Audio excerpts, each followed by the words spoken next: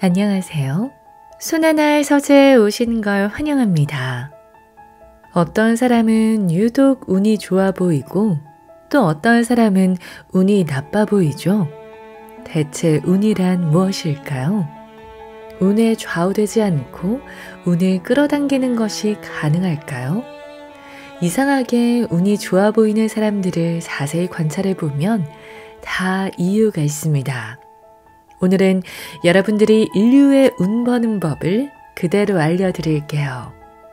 인류로 만드는 운의 공식. 이 책은 인류들에게만 따르는 운을 우리도 자신의 것으로 만들 수 있다고 합니다. 총 15가지 공식이 나오는데요. 오늘은 이 가운데 일부를 읽어드릴게요. 이것만 제대로 따르셔도 정말로 운이 좋은 사람이 되실 겁니다. 같이 읽어보시죠.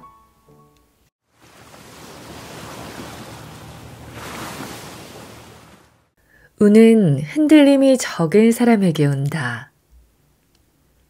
매사에 일희일비하지 않고 흘려버리는 기술. 합리적이고 담백한 성격이 운을 부른다. 가끔 연락하고 지내는 지인이 있는데 그에게는 아주 친한 친구가 없었던 듯하다. 막역한 친구가 없다라고 말하기도 했는데 막역이란 속을 터놓고 진심으로 무엇이든 말할 수 있는 친구라는 의미다. 내게는 막역한 친구라고 할 만한 사람이 한 명도 없어요. 세상에 없을 뿐만 아니라 친하다고 할 사람도 없죠. 그렇다고 내가 삐뚤어져 사람들과 어울리지 못한다는 소리는 아닙니다. 오히려 누구와도 유쾌하게 말하고 굳이 말하자면 수다쟁이인데 겉으로만 그렇지 깊이 들어가지는 않아요. 라고 했다. 즉, 깊이 어울리기보다 담담한 교류라고 해야 할까? 그는 성격이 담백해 인간관계에 무심하고 집착하지 않는다. 이 무심함이 중요하다. 마침 사이가 좋아져 친해지면 좋고 그 사람이 떠나고 새로운 사람이 생기면 또 흔쾌히 되어야 한다. 유일무이한 친구나 뜨거운 우정을 믿는 사람이라면 너무 냉정하게 보일 수 있으나 이것도 운을 부르는 또 다른 방법이다. 그의 담백한 성격이 잘 드러나는 이야기가 어린 시절의 일화다. 그는 어린애치고 정신은 상당히 담백했다라고 자신을 묘사할 만큼 매사 합리적으로 생각하는 타입이었다. 어느 날 신사에서 신체로 모시는 돌을 버리고 길거리에서 준 돌을 넣어둔 일이 있었다. 그 사실을 알 리 없는 사람들이 그가 놓아둔 길거리의 돌멩이를 소중히 모시고 술을 바치는 게 재미있었다. 점이나 부적, 신불 등을 전혀 믿지 않는 그의 타고난 합리성과 담백함을 우리도 갖춘다면 악령이 붙었어 혹은 저주에 걸려 등과 같은 바보 같은 소리에 걸려들지 않을 것이다. 신사의 신체를 버리고도 별탈 없이 행복한 인생을 살고 있으므로 철저히 합리적으로 산다는 방법도 있다. 단순하게 산다. 에너지 누전을 없앤다. 이 세상에는 스스로 통제할 수 있는 일과 그러지 못하는 일만 있으므로 통제할 수 있는 일에 집중하는 게 상책이다. 상사가 나빠라고 아무리 투덜대도 상사를 없앨 수 없다. 고민해봤자 내가 어떻게 할 수 없는 일에 괜한 에너지를 쓰지 않는 게 가장 간단한 사고방식이다. 운이 좋아 보이는 사람은 실패에 기죽지 않는 사람이다. 성공하는 사람은 타석에 서는 횟수가 정말 많다. 기회가 오면 이리저리 고민하지 않고 그냥 한다. 바로 거기서 성공이 찾아온다. 타석수를 최대한 늘리고 수행하면 반드시 다음이 온다. 꼼꼼하게 생각해 매사를 어렵게 꼬는 사람이 많은데 일단 단순하게 생각해 에너지를 괜히 낭비하지 않는 방식이 운을 끌어당긴다. 나는 괜한 생각을 하는 행위를 에너지 누전이라고 부른다. 예를 들어 회의할 때 에둘러 의사결정을 진행하는 사람이 많은데 바로 본론으로 들어가 이건 이렇게 했으면 좋겠다 라고 말하면 일이 아주 빨라져 결과적으로 운도 좋아진다. 4가지 말로 행복해진다. 하와이 전통의 호오포노포노라는 사고방식이 있다. 이와 관련된 책도 나와서 읽어보았는데 4가지 말로 행복해질 수 있다고 한다. 죄송해요. 용서해 주세요. 고마워요. 사랑합니다. 사랑과 감사의 말이다. 이 역시 매우 단순한 사고방식이다. 세상에서 일어나는 일은 잠재의식의 정보와 과거 기억이 재생되어 발생하므로 그 기억을 지우고 제로 상태로 만듦으로써 현실 문제를 해결하고자 하는 방식이다. 이는 붓다의 방식과도 비슷하다. 온갖 문제는 내 머릿속에서 생각하고 만든 일이므로 제거해 무의 상태로 만든다는 것이다. 내 마음을 차분히에 무로 만들어 바라보면 문제는 존재하지 않았음을 깨닫게 된다. 호오포노포노로 기억을 삭제할 때 사용되는 말이 앞서 소개한 미안해요, 용서해 주세요, 고마워요, 사랑합니다 라는 4가지의 말이다. 이 중에서 고맙다는 말과 미안하다는 말은 늘 쓰는데 사랑한다는 말과 용서해달라는 말은 잘 쓰지 않는 듯하다. 내 강연회에 온 사람들에게도 사랑합니다 라고 말하면 분위기가 오히려 어색해진다. 일단 단순하게 이 4가지 말을 읊어댐으로써 마음을 제로 상태로 만들어 쓸데없는 요소를 제거하는 방식은 경을 읊어 무의 경지가 되는 깨달음과 비슷하다. 흐름에 몸을 맡긴다. 어떤 일에도 인연이라고 생각하고 경험치를 쌓는다.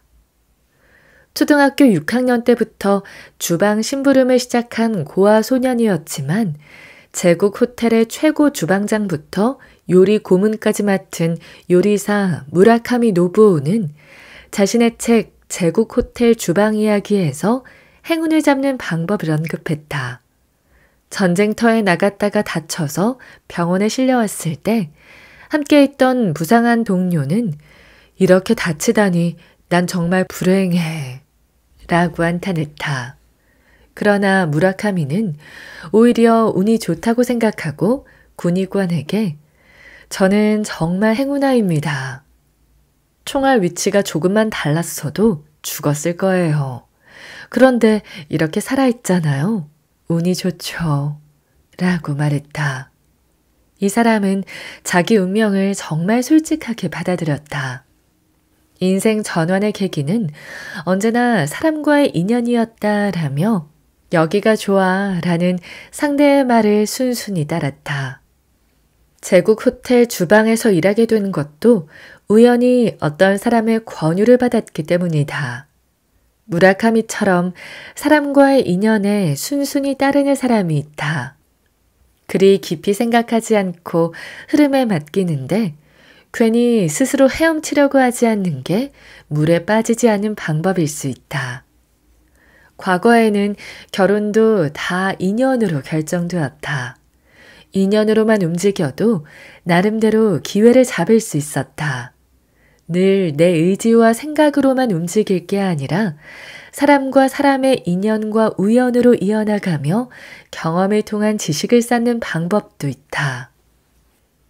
이 세상은 헛된 것, 오는 배에 탄다. 앞머리만 있는 기회의 여신 그림을 본 적 있다. 정말 앞머리밖에 없어서 뒷머리는 완벽한 대머리다. 기회의 여신 뒷머리가 대머리인 그림이 너무 강렬해 무슨 일이 있을 때마다 그 그림이 선명하게 떠오른다. 어쩌다가 아침 보도 프로그램을 매일 담당하게 되었다. 이른 아침에 잘 못 일어나는 데다 안 그래도 바쁜 나 같은 사람이 아침 프로그램을 맡아서는 절대 안 되는 일이다. 게다가 더 일을 늘리지 않아도 잘 돌아가고 있으므로 프로그램 요청을 거절해도 상관없었다. 그런데 그때 떠오른 생각이 뒷머리가 대머리인 여신의 그림이었다. 출연 요청에는 타이밍이 있어서 그때가 아니면 경험할 수 없다. 초등학교 때부터 밝고 긍정적인 사회로 만들고 싶다는 막연한 희망이 있었다. 그래서 이번 프로그램을 통해 그 마음을 표현할 기회가 주어진다면 그 기회를 활용하고 싶었다. 딱히 실패나 성공은 없다. 기회만 있으면 해보는 것이다. 그러면 경험치가 더해지고 경험은 여유로 이어진다. 기회가 생겼을 때 개인적인 호불호나 능력의 여부로 판단하지 말고 일단 해보는 게 좋다. 결혼도 마찬가지다. 나를 좋아해주는 사람이 있다는 건 하나의 기회다. 이 사람과 결혼해도 될까? 혹은 이 사람의 부모님은 어떤 사람인지를 깊이 생각하면 한 걸음도 떼지 못하고 타이밍만 놓친다. 너무 깊이 생각하지 말고 기회로 삼는 가벼움이 때로는 필요하다. 요컨대 너무 깊이 생각해 결국은 행동하지 않는 것보다는 오는 배에 올라타는 게 좋다. 어느 수험생이 제1지망 학교에 가고 싶었는데 제2지망 대학에 가고 말았다. 그때 느끼는 좌절과 콤플렉스가 있을 것이다. 그러나 대학이라는 배에 올라탔으니까 그 자리에서 활약하자고 생각해보라. 무슨 일이나 그때 온 배가 있다. 좋아한다는 감정에서 출발하지 않고 결혼 상대를 연봉이나 학력, 키, 건강 상태 등 다양한 조건을 넣어 선택하면 오히려 선택하기 힘들어진다. 더 커다란 인연을 계기로 가볍게 받아들이는 게 운 좋은 사람이 되는 비결이 아닐까. 우선순위가 높은 것부터 한다. 운이 나쁜 사람은 낭비가 많다. 판단이 빠른 사람과 일하면 큰 도움이 된다. 이 기획은 이렇게 하면 될 겁니다. 이건 아닙니다. 이거라면 당장 할 수 있습니다. 처럼 일이 바로 진행된다. 효율적으로 시간을 사용할 수 있어서 아주 기분 좋게 일할 수 있다. 다들 부족한 시간을 짜내 모였는데 리더가 시간을 낭비해도 불평하기 힘들다. 돈을 낭비하면 엄청난 비판이 쏟아지는데 반해 시간 낭비에는 의외로 관대하다. 그러나 인생은 기본적으로 시간이므로 돈보다 시간이 더 중요하다. 시간 외에는 공통자원이 없는 인생에서 시간을 효율적으로 쓰지 않는 리더가 있으면 그야말로 시간 도둑이다. 구속시간이라는 용어는 정말 정확한 말이다. 그야말로 사람을 구속하는 것이다. 다른 사람이라면 한 달이나 2달씩 걸리는 일을 2주 만에 네, 다 찍었습니다 라고 말하고 내용도 일정 수준에 도달해 있다면 그 사람에게 다시 일을 맡길 것이다. 기회가 척척 올 거라는 얘기다. 이런 사람은 일을 끝냈을 때 완성된 형태를 또렷이 볼 수 있다. 일 잘하는 사람이 일을 정말 빨리 하는 건 목표 지점의 이미지가 보이기 때문이다. 일이 늦고 꾸물대 운이 나쁜 사람은 목표 지점이 보이지 않는다. 완성된 형태를 모르므로 혹시나 해서 이것저것 찝적대는데 그 낭비가 엄청난 시간과 에너지의 손실로 이어진다. 성공한 사람이 대체로 판단이 빠른 이유는 모두 목표 지점을 똑바로 보고 있어서다. 여기서는 이게 필요해요. 자, 잘 부탁해요. 라며 낭비를 줄이는 것이다. 물론 중요한 결단은 시간을 충분히 들일 필요가 있다. 요컨대 우선순위다. 무엇에 시간을 들이고 들이지 않을지의 기준이 분명하면 운을 내 편으로 만들 수 있다. 낭비를 줄이면 본질이 보인다. 본질 직관의 사람은 운이 좋다. 사람들 중에는 세부 사항까지 중요하게 여기는 완벽주의자라서 성공하는 사람도 있다. 완벽주의자로 성공한 사람은 아주 세부적인 부분까지 신경을 쓰면서 우선순위도 잘 지켜 많은 업무량을 모두 처리하므로 상당히 우수한 사람이다.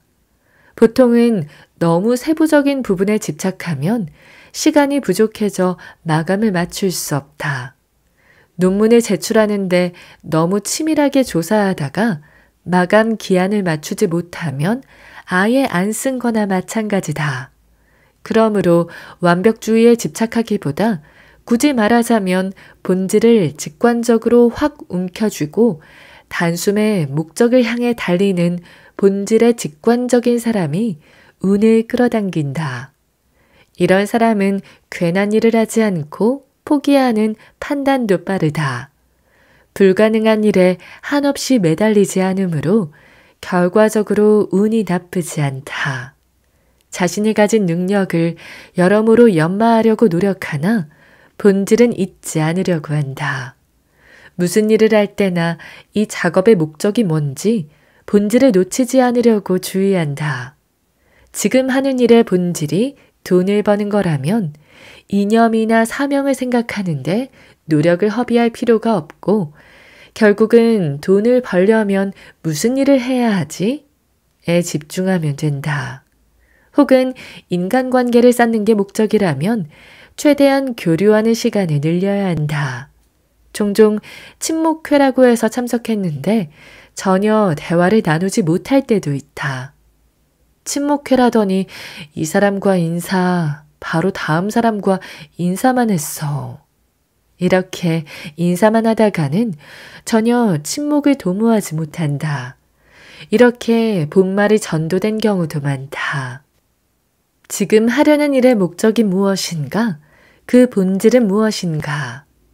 그렇다면 이렇게 하면 좋겠다라고 유연하게 사고하는 사람에게 운이 향한다. 본질을 잡으려면 낭비를 없애야 한다. 낭비를 없애면 이건 필요 없어, 이것도 필요 없어 라고 점점 필요 없는 게 사라져 본질이 분명해진다. 운이 좋은 사람은 낭비를 없애고 본질을 파악하기 때문에 판단이 빠르고 실수가 적을 수밖에 없다. 사유 변경으로 본질에 다가간다. 본질을 잡는 방법으로는 독일의 철학자 에드문트 후설이 제시한 사유 변경이라는 방법도 효과적이다.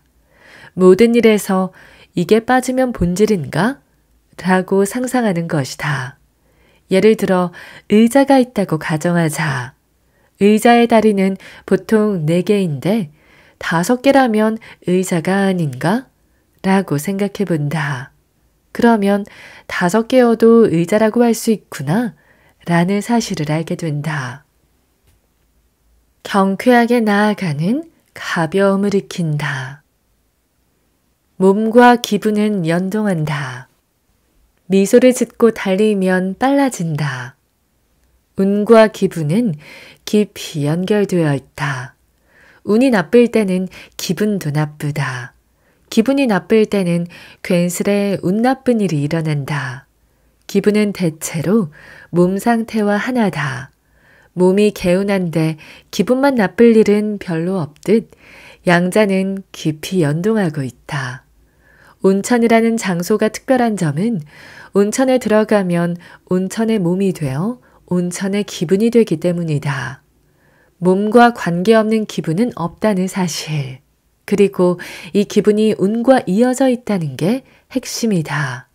그러므로 기분과 몸을 살피지 않고 운만 생각해봤자 효력이 약하다. 미소를 짓고 달리면 기록이 빨라진다는 재미있는 실험이 있다. 한 TV 프로그램에서 실험했는데 필사적으로 달렸을 때보다 웃으며 달릴 때가 속도가 더 난다고 한다.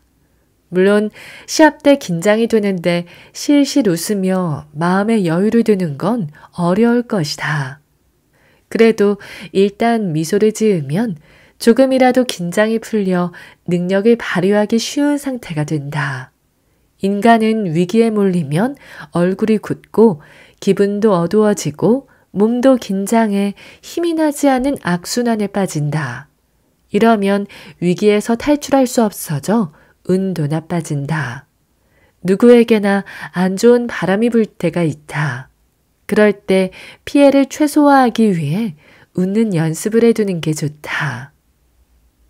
웃는 얼굴에 복이 온다. 정말 웃는 얼굴이 복을 부른다고 생각한다. 운 좋은 사람은 대체로 잘 웃는다. 언제나 웃는 태도를 익히는 게 운을 조절하는 방법이다. 이것도 습관의 문제니까 입가를 늘 올리려고 명심하거나 가볍게 점프해 몸의 긴장을 풀기만 해도 달라질 것이다. 나쁜 일이 있어도 최악이네, 나중에 화제로 삼을 수 있겠어 라며 웃어넘기는 유머 감각이 있으면 좋을 것이다. 참고로 나무젓가락을 얼굴에 수직으로 무는 것과 가로로 무는 것 가운데 가로로 무는 게 미소와 가까워 효과가 좋다. 나무젓가락을 가로로 물면 슬픔이 들어오기 힘들 것 같아. 실험 결과에 따르면 미소만 지어도 뇌 속의 불안을 관장하는 부분의 작동이 약해진다고 한다. 늘 웃으며 몸을 가볍게 해두면 나쁜 일이 일어나기 어렵다. 붓달 깨달음과 야심 에너지. 현대는 속도의 사회라 이를 따라가려면 가벼운 심신이 가장 중요하다. 하나를 하고 바로 다음으로 넘어간다. 이성에게 차일 때도 마찬가지다. 이제 이성과 사귀는 건 지긋지긋해 라는 생각에 틀어박히면 점점 이성운이 나빠진다. 아, 그래, 그런 일도 있지 라는 느낌으로 그냥 다음으로 넘어가면 운은 조절할 수 있다. 그래서 운 좋은 사람의 특징이 과거에 그다지 집착하지 않는다는 점도 납득이 간다. 일어난 일에 집착하지 않는다는 의미에서 붓다의 깨달음과 비슷하다. 다만 운을 조절하자고 생각하면 그에 더해 다소의 에너지가 필요하다. 가만히만 있으면 나쁜 일도 일어나지 않으나 좋은 일도 일어나지 않는다. 평범하고 아무것도 일어나지 않은 일상이 담담하게 이어질 뿐이다. 그래도 좋다. 다만 그런 인생이 좀 지루하게 느껴진다면 좋은 운을 이끄는 엔진으로 야심을 품고 사소한 일에 집착하지 않으며 다음으로 넘어가는 게 좋다. 물때를 읽는 어부의 감각. 자신에게 바람이 불 때는 물고기를 재빨리 잡는다. 조류의 흐름과 풍향을 읽는 어부의 감 같은 것이다. 지금이야 라고 생각하면 바로 잡을 수 있는 가벼운 몸이 중요하다. 지금은 변동이 격렬한 시대라 계획대로 일이 진행되지 않는다. 그날의 조류 상태, 풍향에 따라 판단을 바꿔야 한다. 지금 이 사람에게 말했다가 화를 내겠구나 라고 생각하면 바로 말을 거둔다. 반대로 이 사람에게 이 말을 할 때는 지금밖에 없어 라는 생각이 들면 타이밍을 놓치지 않고 말해야 한다. 시키는 일만 하는 사람에게는 운이 찾아오지 않는다. 어부의 감각이 필요하다. 야성적인 감을 지니고 신속하게 움직이는 사람이 되어야 한다.